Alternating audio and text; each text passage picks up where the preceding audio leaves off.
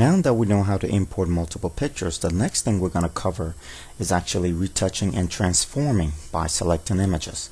So I'm going to go to File, Open, another folder, Rocks in a Park. I'm just going to open this. And here's my picture.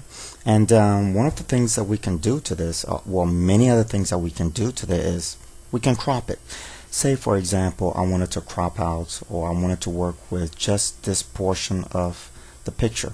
What I could do is use the crop tool by clicking on the crop tool to select it first, and now I'm going to come to the picture. I'm going to click and literally drag over the portion that I want.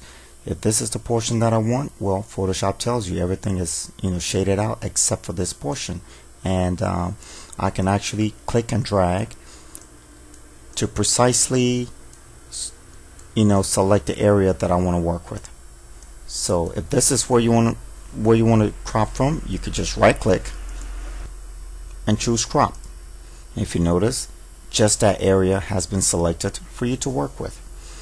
Alright, so we're going to stay in this mode, and since we've cropped it, another thing we can do is actually we can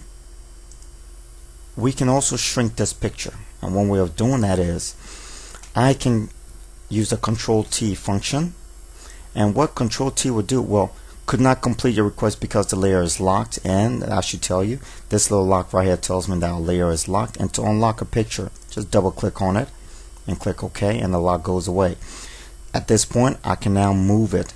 I can move the picture in our window.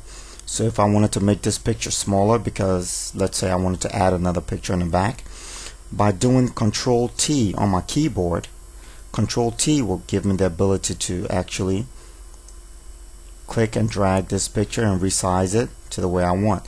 Now I'm doing this free-handedly, which is why the picture is not really proportioned, and by doing so you can end up stretching your picture or making people look really fat or skinny when they're not supposed to be. So the best way to actually resize a picture will be to click on the corners, go to your keyboard, hold the Shift key down, click and drag, and you notice everything is being resized proportionally. Even if I went up, down, sideways, backward, forward, the picture is being resized proportionally. And if I let go, here's my picture, and it's resized proportionally with no distortion whatsoever.